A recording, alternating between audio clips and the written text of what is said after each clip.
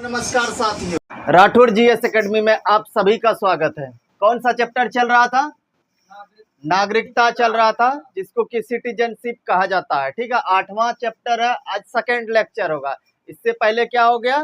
First lecture हो चुका है। तो आइए, आगे बढ़ने से पहले 2-4 क्वेश्चन का जवाब दीजिए, उसके बाद ही आगे बढ़ते हैं। तो पहला क्वेश्चन बताइए, कौन कौन से मौलिक अधिकार या फिर अनुच्छेद, कौन कौन से मौलिक अधिकार या फिर अनुच्छेद विदेशी नागरिकों को प्राप्त नहीं है?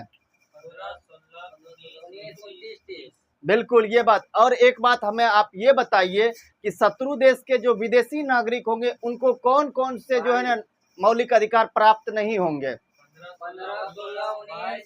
बिल्कुल, शत्रु देश में एक और ऐड हो जाएगा, कौन सा?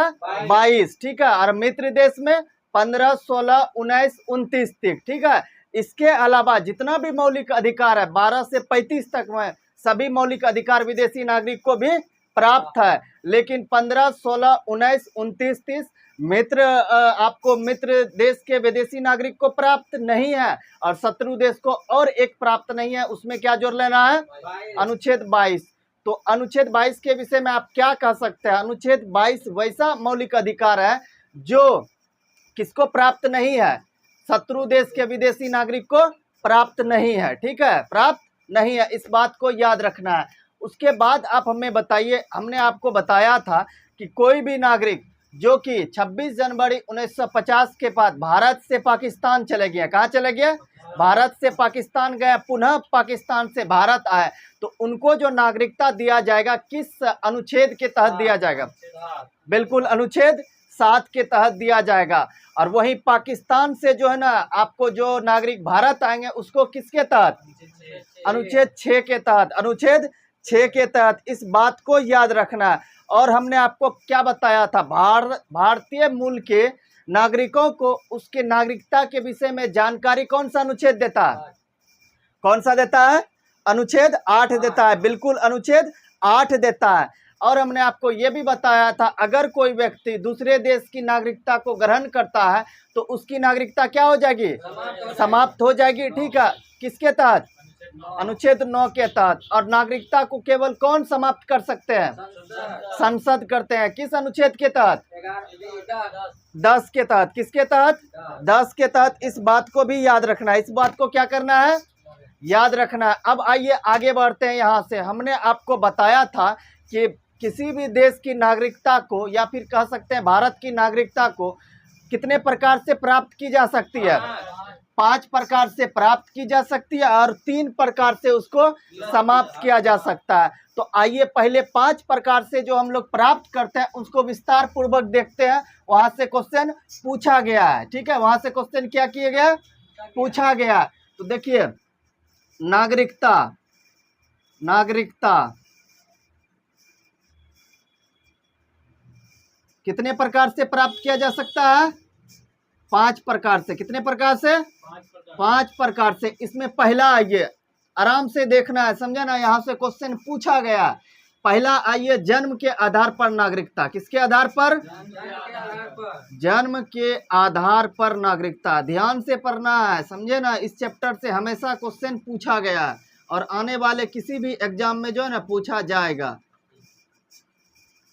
जन्म के आधार पर नागरिकता की बात करते हैं, समझे ना? जन्म की आधार पर देखिए, वैसे नागरिक जिसका जन्म 26 जनवरी 1950 या उसके बाद 26 जनवरी 1950 जिस दिन भारत का संविधान लागू हुआ, या उस दिन जन्म हुआ है या फिर उसके बाद जन्म हुआ है, लेकिन भारत में होना चाहिए। कहाँ पे? भारत में। और उन माता पिता में से, दोनों में से कोई एक अगर भारतीय है, दोनों है तो अच्छी बात है, लेकिन दोनों में से कोई एक भी अगर जब भारतीय नागरिक है तो उनको जो है ना जन्म के आधार पर नागरिकता दिया जाएगा। किस आधार पर? जन्म के आधार पर। इस बात को याद रखना है। तो हमने क्या बताया? 26 जनवरी, किस दिन? 26 जनवरी 1950 के बाद, ठीक है, के बाद जन्म कहाँ पे हुआ हो? जन्म भारत में हुआ हो। कहाँ पे? भारत में जो है ना जन्म हुआ हो। इस बात को समझना है। और माता या पिता में से, दोनों में से कोई एक नागरिक भारतीय नागरिक हैं तो उनको किस आधार पर नागरिकता दिया जाएगा? जन्म के आधार पर। कोई दिक्कत नहीं, इस बात को समझना है। अब आइए दूसरी बात को हम लोग समझते हैं। दूसरा है आपको किसके आधार पर? जन्म के आधार पर। दूसरा वंश के आधार पर। अब आइए वंश के आधार पर समझते हैं, इसको अच्छे से समझना है।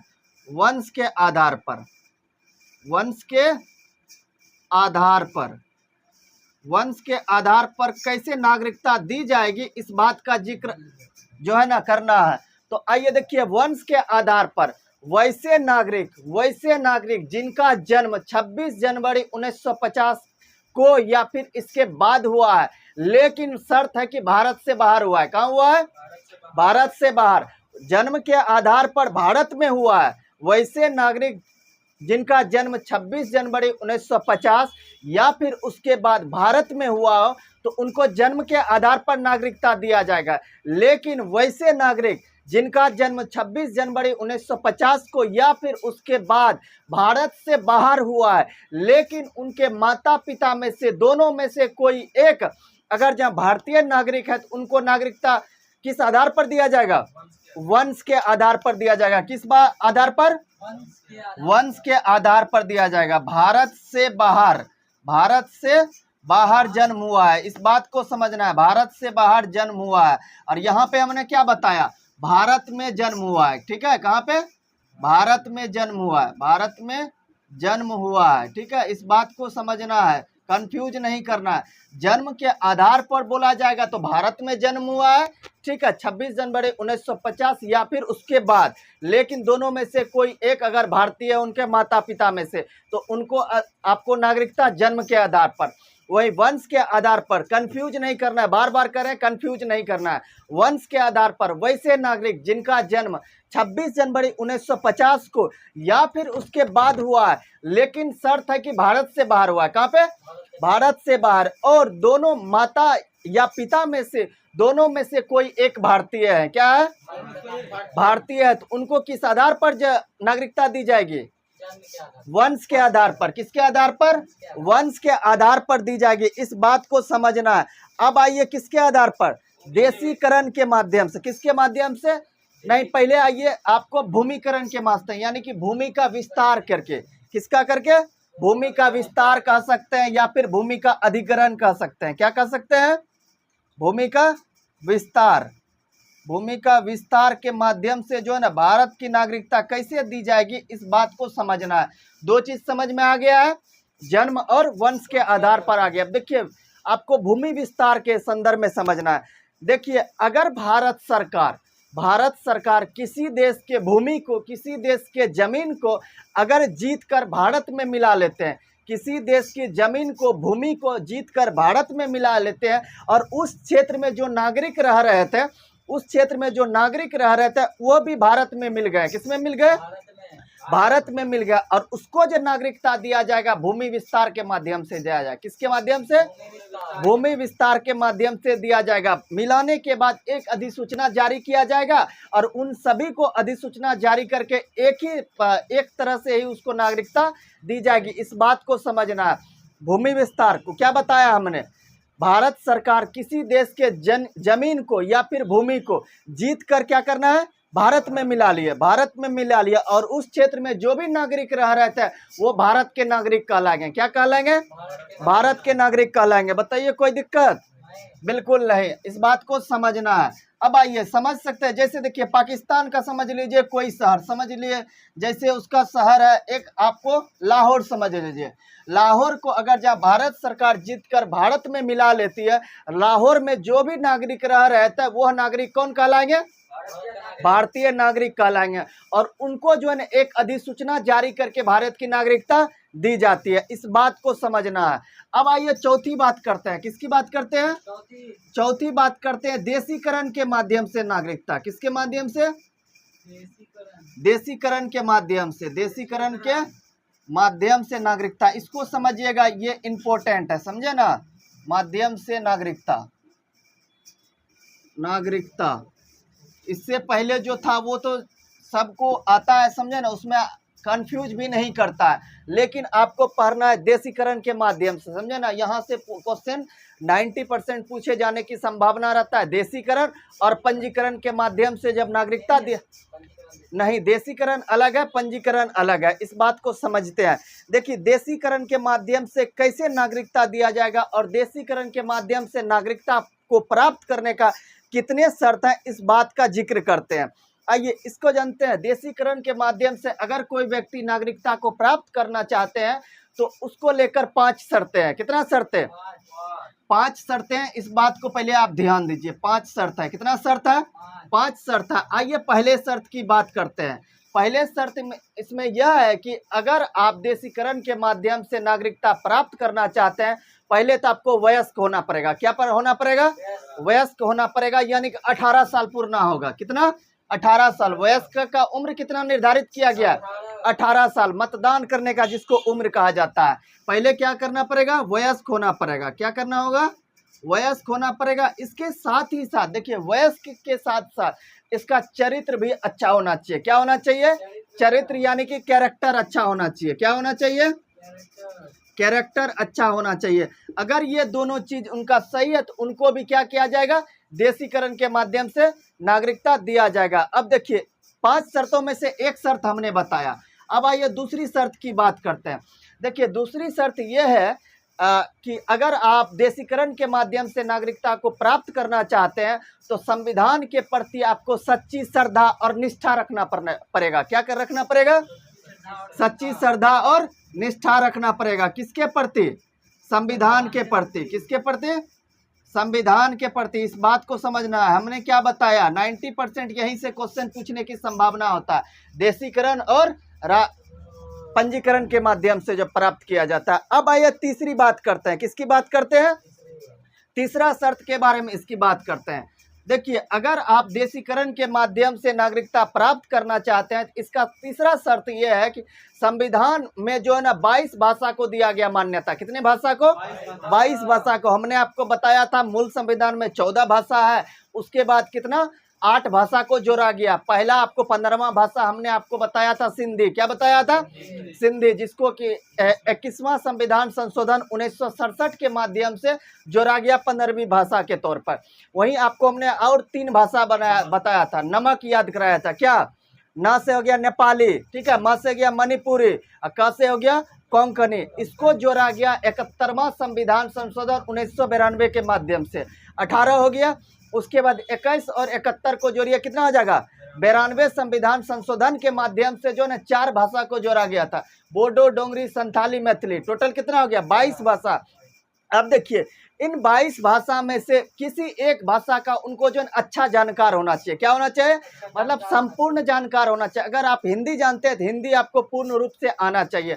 अगर पूर्ण रूप से किसी भी एक भाषा का आप जानकार हैं तो आपको जो है देशीकरण के माध्यम से नागरिकता प्राप्त करने में एक शर्त ये भी आपको है। क्या है? 22 भाषा में से एक भाषा का क्या होना? पूर्ण जानकार होना। क्या होना? पूर्ण रूप से जानकार होना। ठीक है, पूर्ण जानकार होना। इस बात को समझना है। देखिए तीसरा शर्त की हमने बात कर दिया। तीसरा शर्त की बात किया। अब आइए चौथी शर्त की बात करते हैं।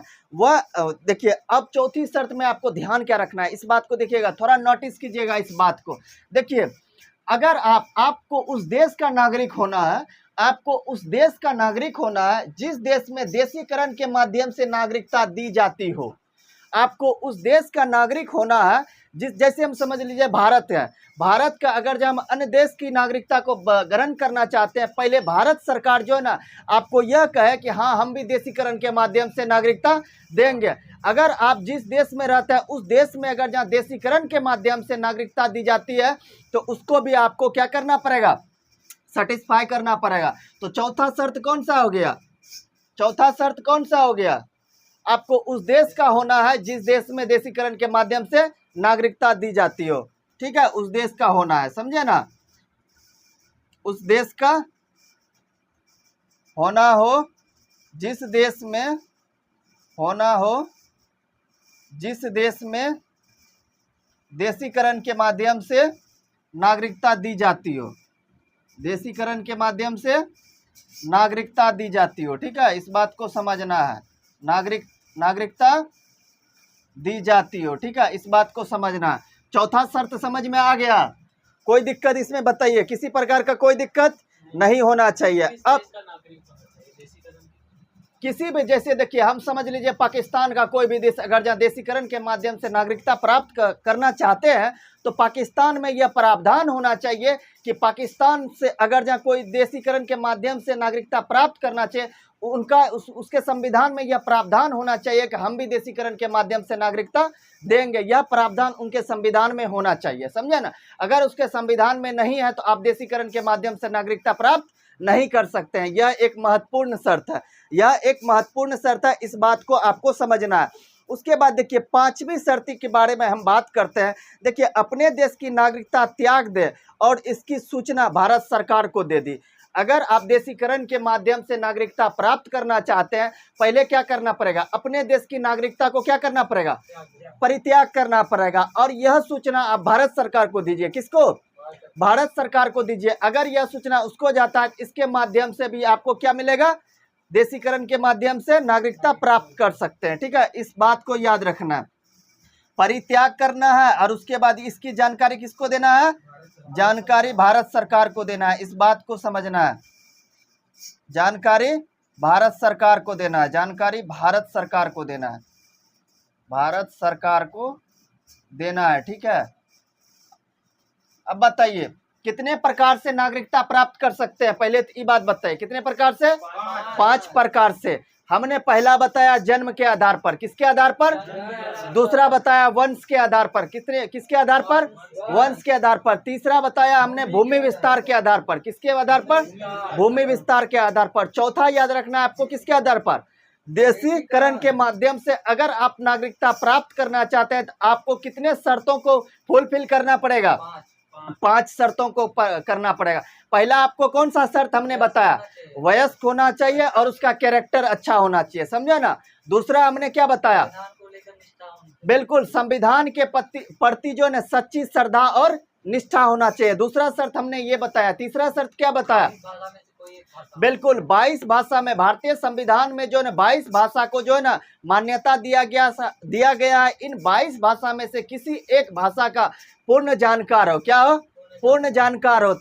चौथा हमने क्या बताया? आपको उस देश का नागरिक होना पड़ेगा जिस देश में यह प्रावधान है कि देशीकरण के माध्यम से भी नागरिकता दी जाती है, ठीक है, इस बात को याद रखना है। पांचवा हमने आपको क्या बताया?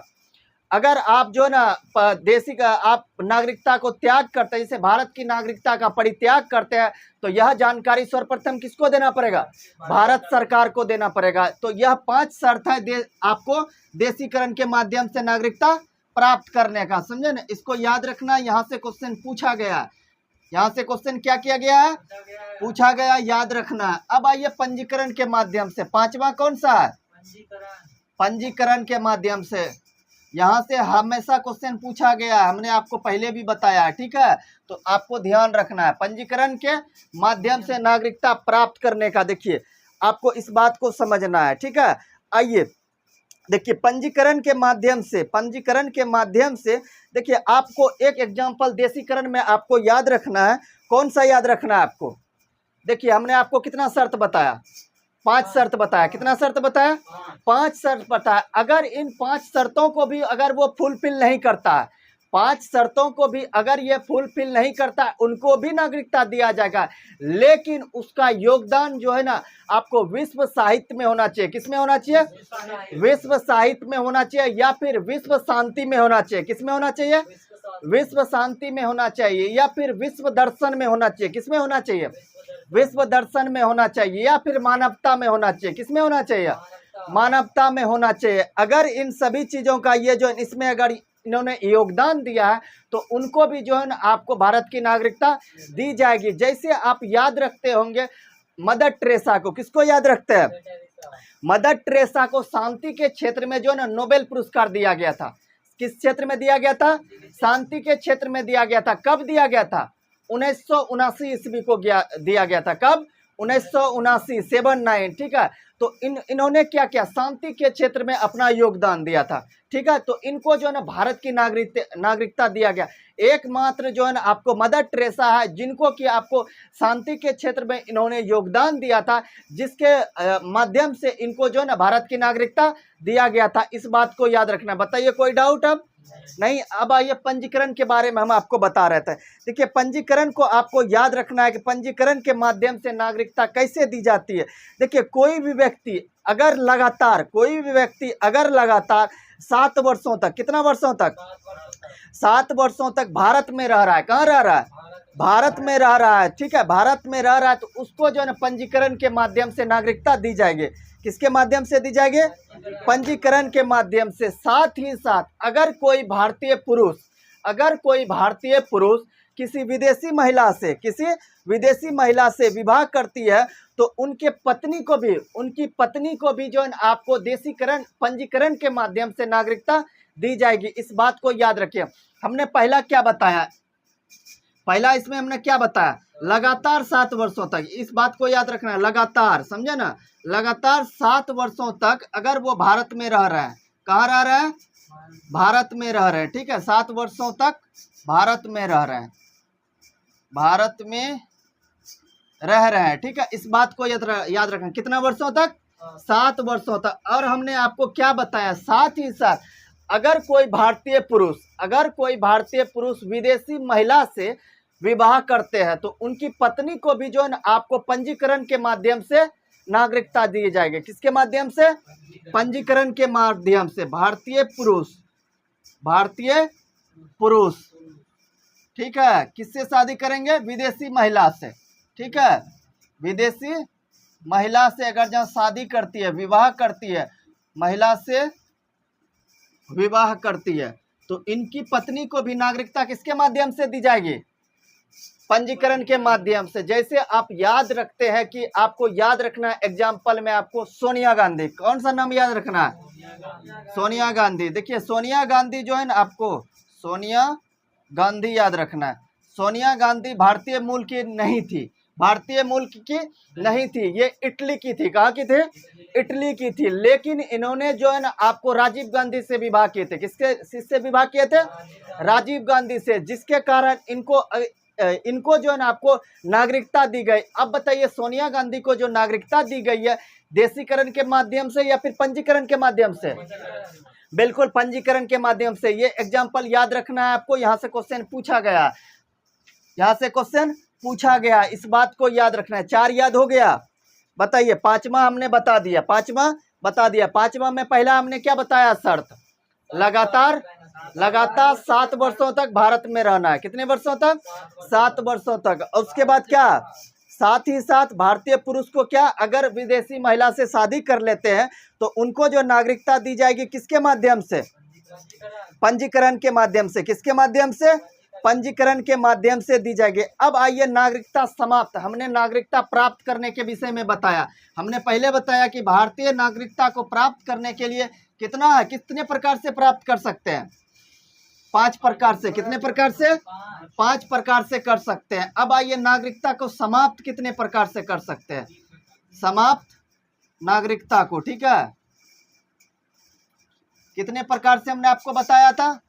3 प्रकार से बताया था। पहला हमने बताया था बर्खास्त के माध्यम से। किसके माध्यम से? अगर भारत सरकार उसको बर्खास्त कर देती है तो उनकी नागरिकता समाप्त हो जाएगी।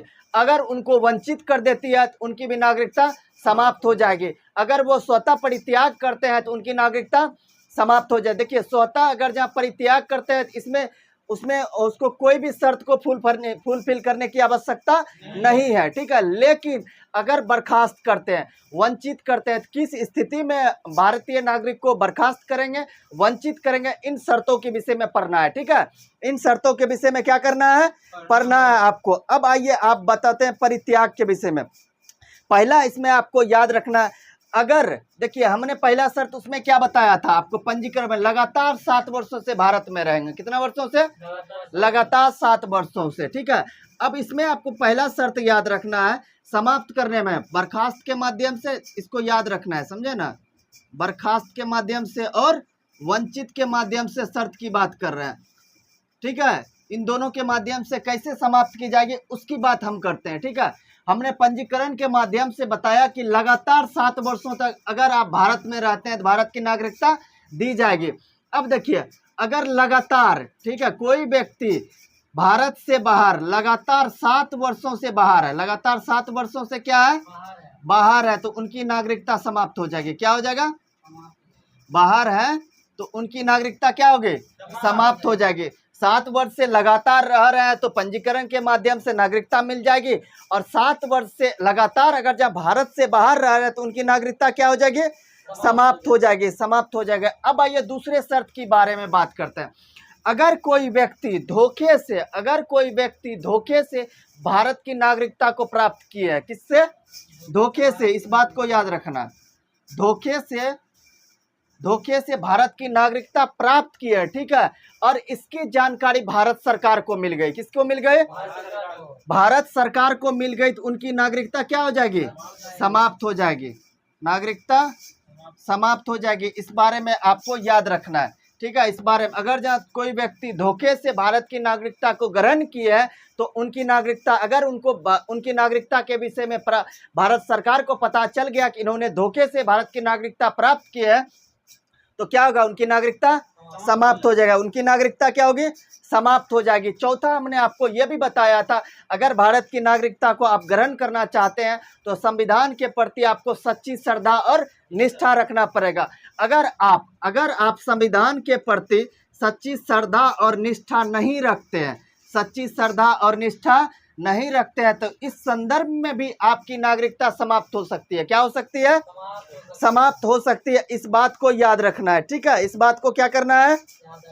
याद रखना है। अब आइए बात करते हैं। देखिए, अगर कोई व्यक्ति पंजीकरण या फिर देशीकरण के माध्यम से, पंजीकरण या फिर देशीकरण के माध्यम से, ठीक है, इस बात को समझिए, पंजीकरण और देशीकरण ये इंपॉर्टेंट पॉइंट है।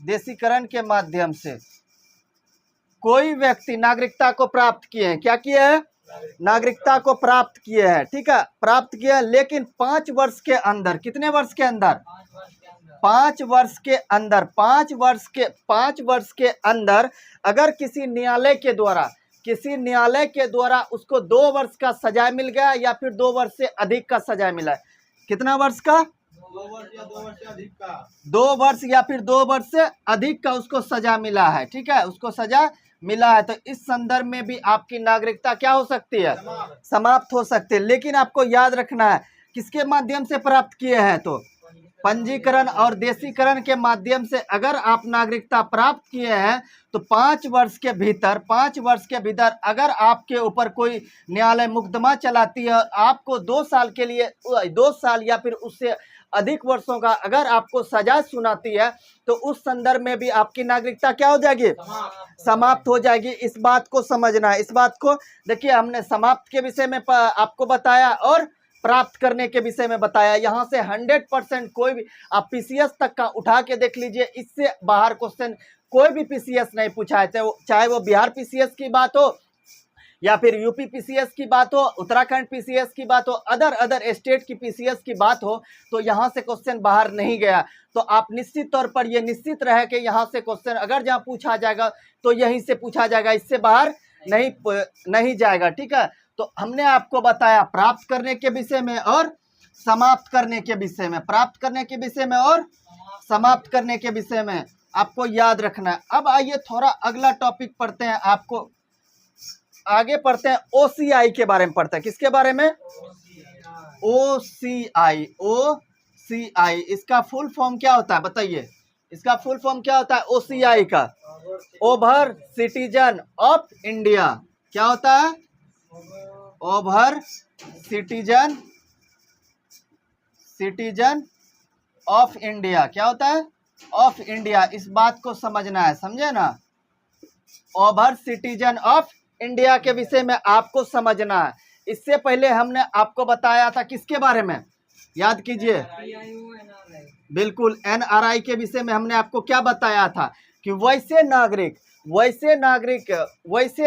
जिसके पास भारत की नागरिकता है, भारत का पासपोर्ट है, भारत का वीजा है, लेकिन किसी कारणवश या फिर किसी काम से वो अन्य देशों में रह रहे हैं, अन्य देशों में रह रहे हैं, उनको जो है ना आपको जितना भारतीय मूल के नागरिक को नागरिकता प्राप्त है वे सभी नागरिकता उनको एनआरआई को प्राप्त है। किसको प्राप्त है? एनआरआई को प्राप्त है, non residential Indian of Indian, इसका फुल फॉर्म होता है। ठीक है, इस बात को याद रखना है। अब देखिए या इसको बताने का रीजन क्या हुआ, इसको बताने का क्या बात है, रीजन क्या? देखिए वैसे नागरिक जो भारत छोड़कर मतलब एनआरआई हो गए हैं, क्या हो गए हैं? एनआरआई हो गया, उन्हें भारत आने के लिए जो है ना ओसीआई नागरिकता दी जाती है। कैसी नागरिकता दी जाएगी? ओसीआई। अगर वो पुनः आना चाहते हैं तो भारत में उसको किस प्रकार की नागरिकता का पालन करना पड़ेगा? पहले तो उसको ओसीआई दिया जाएगा। क्या दिया जाएगा? ओसीआई नागरिकता उसको लेना पड़ेगा, उसके बाद वो भारत का नागरिक बन जाएंगे। क्या बन जाएगा? इस बात को याद रखना, इस बात को याद रखना। वही हमने आपको क्या बताया था, एनआरआई व्यक्ति जो है ना आपको क्या सरकारी नौकरी का भी लाभ उठा सकते हैं। हमने आपको बताया था मतदान भी कर सकते हैं, ये भी बताया था। और हमने आपको क्या बताया था, चुनाव भी लड़ सकते हैं। क्या हो सकते हैं? चुनाव लड़ सकते हैं। लेकिन आपको याद रखना है, लेकिन आपको याद रखना है, ये जो ओसीआई नागरिक होंगे, ओसीआई नागरिक होंगे, ये तो ना तो सरकारी नौकरी कर पाएंगे। क्या नहीं कर पाएंगे? सरकारी नौकरी नहीं कर पाएंगे। ठीक है, सरकारी नौकरी नहीं कर पाएंगे। और ना ही ये मतदान कर सकते हैं। क्या नहीं कर सकते हैं? मतदान नहीं कर सकते हैं। ठीक है, मतदान नहीं कर सकते हैं। इसके अलावा चुनाव भी नहीं लड़ सकते हैं। क्या नहीं लड़ सकते हैं? चुनाव नहीं लड़ सकते हैं। ठीक है, तो देखिए आपको बताइए ओसीआई नागरिक जो होंगे वो किन किन चीजों का जो है ना लाभ नहीं उठा सकते हैं? बिल्कुल, ना ही सरकारी नौकरी कर सकते हैं, ना ही मतदान कर सकते हैं, और ना ही चुनाव लड़ सकते हैं। वहीं एनआरआई क्या इन चीजों का लाभ ले सकती है? बिल्कुल, इस बात को कंफ्यूज नहीं करना। यहाँ से क्वेश्चन पूछा गया कि एनआरआई व्यक्ति किन किन चीजों का लाभ ले सकते हैं और ओसीआई व्यक्ति जो है किन किन चीजों का लाभ ले सकती है। एनआरआई व्यक्ति को जो है ना भारत में लाने के लिए कौन सी नागरिकता दी जाती है? ओसीआई दिया जाता है। क्या दी जाती है? ओसीआई दी जाती है। वही हमने आपको एक और भी बताया था, किसके बारे में बताया था? पीआईओ के बारे में बताया था। इसका फुल फॉर्म हमने क्या बताया था? पर्सन ऑफ, बिल्कुल, पर्सन ऑफ इंडियन ओरिजिन के बारे में बताया था, ओरिजिन के बारे में बताया था। इसका एग्जाम्पल हमने क्या दिया था? इसका हम एग्जाम्पल हमने दिया था कमला हैरिस का। किसका दिया था? कमला हैरिस, जो कि आपको हैरिस कहाँ का है? ये अमेरिका का उपराष्ट्रपति है। कहाँ का है? यूएसए का उपराष्ट्रपति है। लेकिन ये कहाँ की थी? इनका जन्म हुआ था भारत में। कहाँ हुआ था? इनका जन्म हुआ था भारत में, लेकिन ये बाद में जाके अमेरिका में रहने लगी और भारत की नागरिकता को इन्होंने परित्याग कर दिया और अमेरिका की नागरिकता को क्या कर लिया? ग्रहण कर लिया, ग्रहण किया लिया। लेकिन और ये भारत के भारतीय मूल के नागरिक कहलाएंगे, जिनको कि आप क्या कह सकते हैं? पीआईओ कहते हैं, पीआईओ कहते हैं, पर्सन ऑफ इंडियन ओरिजिन। यानी इसका जन्म कहाँ हुआ? जन्म कहाँ हुआ है? भारत में हुआ है, लेकिन अभी कहाँ रह रहा है? दूसरे देश की इन्होंने नागरिकता ग्रहण की और दूसरे देश में रह रहे हैं। इस बात को याद रखना है। इन तीनों टर्म को आपको याद रखना है। पीआईओ के विषय में भी याद रखना है, एनआरआई के विषय में याद रखना है, ओसीआई के विषय में याद रखना है। इन तीनों के बारे में हमने आपको बताया, यहाँ से याद रखना है। ठीक है, आइए आगे दो चार चीज को पढ़ते हैं। देखिए ओसीआई के विषय में आपको ये जानना है कि पाकिस्तान और बांग्लादेश के लोग, कहाँ का?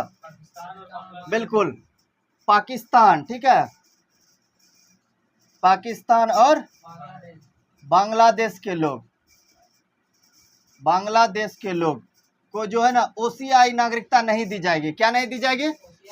बिल्कुल, इन दोनों को ओसीआई नागरिकता नहीं दी जाएगी। ठीक है, इस बात को एग्जाम्पल में याद रखें। यहाँ से क्वेश्चन पूछा गया, तो किन किन देशों के जो है ना लोगों को जो है ना ओसीआई के अंतर्गत नहीं रखा गया? पाकिस्तान और बांग्लादेश, पाकिस्तान और बांग्लादेश। और देखिए पीआई के विषय में, पीआई के अंतर्गत किन देशों के लोगों को जो है ना आपको पीआईओ के अंतर्गत नहीं रखा गया, इस बात को समझिए थोड़ा सा।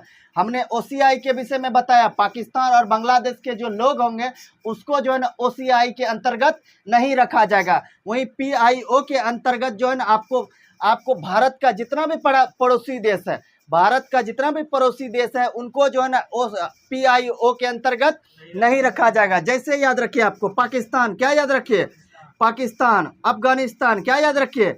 अफगानिस्तान, चीन, क्या याद रखिए, चीन, नेपाल, क्या याद रखिए, भूटान, क्या याद रखिए, उसके बाद क्या, भूटान के बाद बांग्लादेश, क्या, उसके बाद क्या, श्रीलंका, उसके बाद क्या, उसके बाद बिल्कुल और कोई नहीं। इस बात को याद रखना है, क्या रखना है, इस बात को याद रखना है। भारत के पड़ोसी देश, भारत के पड़ोसी देश, ये सभी को जो है ना आपको पीआईओ के अंतर्गत नहीं रखा जाएगा, पीआईओ के अंतर्गत नहीं रखा जाएगा। इसका एग्जाम्पल याद रखना, यहाँ से क्वेश्चन पूछा गया, तो पीआईओ के अंतर्गत किसको किसको नहीं रखा जाएगा।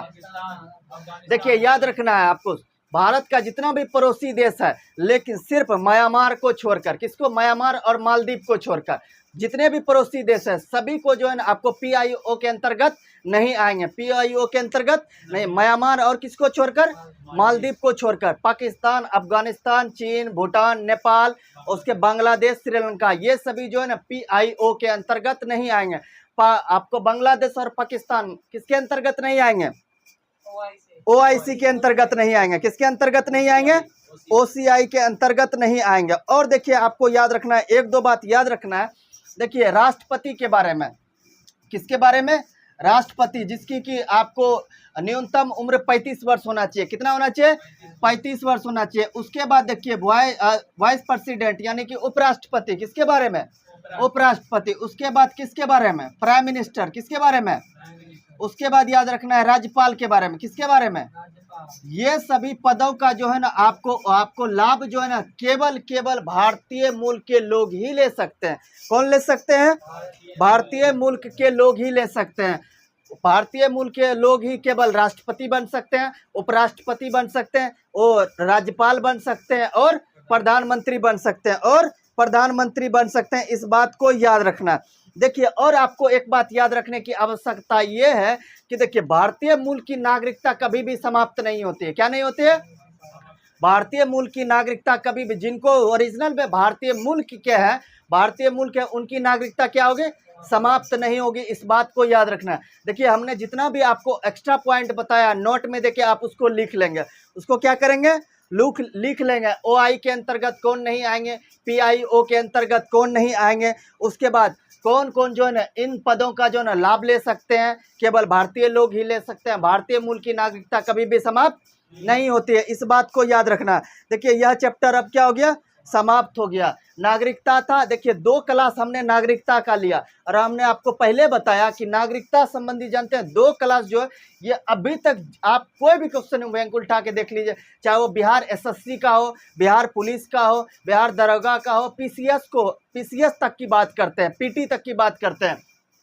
सभी एग्जाम में जो है आपको अगर जहाँ पीटी में क्वेश्चन पूछा गया है तो नागरिकता से संबंधित अगर कोई एग्जाम क्वेश्चन पूछा है तो इससे बाहर नहीं पूछा है। तो हमने आपको जितना बताया उसको कॉपी में नोट डाउन कर ले, और उसको जो है एग्जाम टाइम में बार बार रिवीजन करें, क्योंकि इससे बाहर नहीं जाने वाला। ठीक है, तो आइए नेक्स्ट क्लास में मिलते हैं। बहुत बहुत धन्यवाद। जय हिंद।